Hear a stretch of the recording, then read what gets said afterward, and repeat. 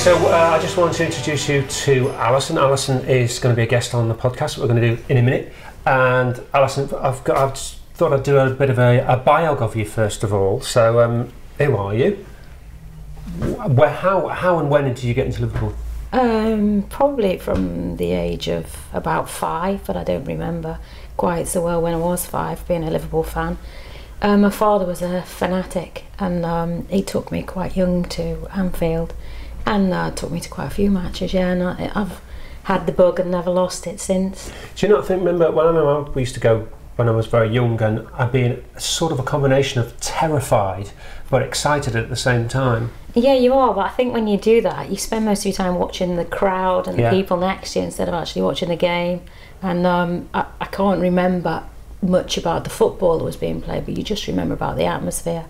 And I remember being really excited about was swearing, and that my dad was swearing as well, and my dad never swore when he was around me. It was just that atmosphere is really exciting, like a grown-up atmosphere. Yeah, it's great, isn't it? It's unusual for a girl, because I think more nowadays there's more women watch football, but I think in those days it wasn't so common, so I was one of the females amongst all the lads.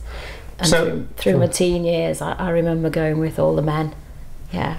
And do you remember any of those, because you were very young, do you remember any of those first matches? I don't remember many. I do remember watching Steve Highway flying down the wing, as we all sing about in the song. But my favourite player a little bit later on, because of Saffron Road, Kemlyn Road, was Phil Neal. I absolutely loved him, and I used to watch him play in front of me, and I was right on the first row of the Kemlyn Road stand as it was, and I became a big fan. It was a bit unusual to be a Phil Neal fan. It's an odd choice. Yeah, but it was probably because he was there and in front of me, so I saw him close up. That was presumably the Dalglish and Souness era, was it? Yeah, and Souness was probably my favourite player. Yeah, because he was hard. Yeah, liked him. At the time when you were watching those games and watching that team, I don't think any of us realised just how good they were, and actually how far we'd come now. Oh well, it was a given, wasn't it? I mean, that was the era when we just won everything, and we were hated, I suppose, by everybody, because we won everything, so we were the team, and you got used to going there. I remember going to one match, watching us play Tottenham. I think we won 7-0, and it was just an absolute perfection. But came out of there and actually remember Tottenham didn't play that badly, but you wouldn't have thought so, because it was a 7-0 game. But yeah, you were used to that sort of thing. And then your relationship with the club now, as in over those years and stuff, and you still go, and how do you feel about the club and how they've managed the last 20 years, 30 years, whatever? Well, if you go back 20, 30 years, then the club has managed really, really well. But I think over the last maybe 10 years or more, I think it's become a very trying time for us, and we've watched the Souness era where we went down the pan, and then we had the joint management of Evans and Houllier, and that was great. And in 2001 we started winning some cups, so you thought the glory days are back, and he went and Rafa came, and Rafa was just phenomenal for me, my favourite manager in modern day. And since then we just seem to be in a state of flux and turmoil, and who knows what's going to happen. And more about less so much about the management, but about the actual management of the club and the ownership and all that stuff.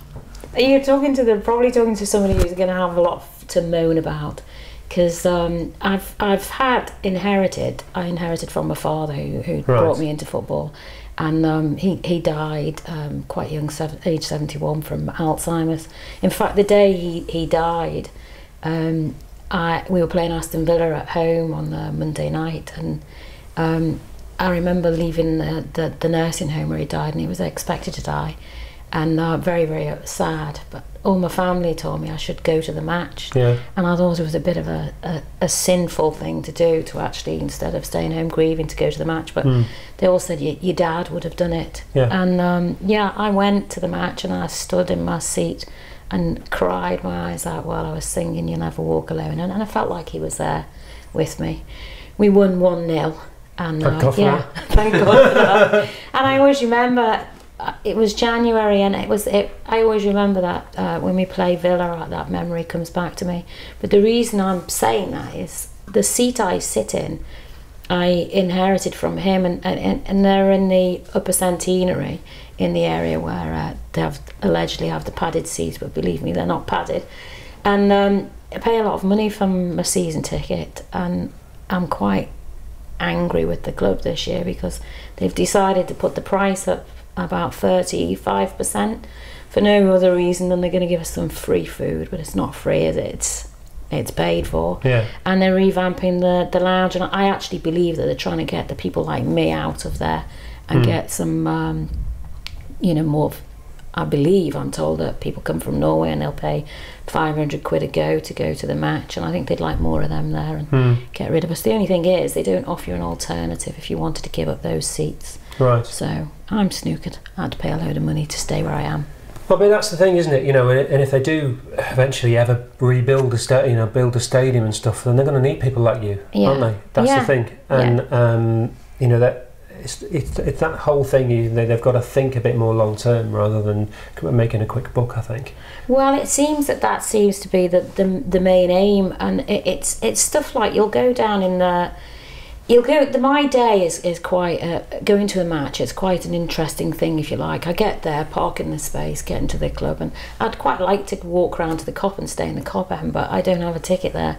And I did have a ticket that was near the Cop, where a lot of people don't sing, but I did, because that's where my heart is.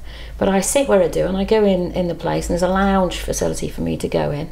I get in there, and then this last season, while we're all desperately wanting to know what's going on and all the trauma we're going through with the league position and the press and everything that's gone on, there's dolly birds when you walk in wearing 6-inch heels, don't know a thing about football, greeting you to say hello, and then they're handing you your programme, which you get with your ticket, and it's just, you can't get served at the bar, the food's garbage, and all those things, and actually it's just where are the priorities? And unfortunately, I think my beef with the club at the moment is that they've become so focused on ripping you off that they lose sight of the fact that one day maybe some of us fans might say, we've had enough. I think they've got us, we feel like we're cornered. And I'm sure I'm speaking for all fans when they say the same. Well, you've got a mascot now to look forward to as well, so exactly. You'll probably be panting your... We'll be having the girls on the sidelines soon, won't we, doing the with the pom-poms? I think it's only a matter of time, I really do. All right, well, brilliant. Really nice to meet you, Alison, and I must warn you that you're about to meet Moose, and it's an unpleasant experience. So I'm scared. We'll crack on with the podcast then.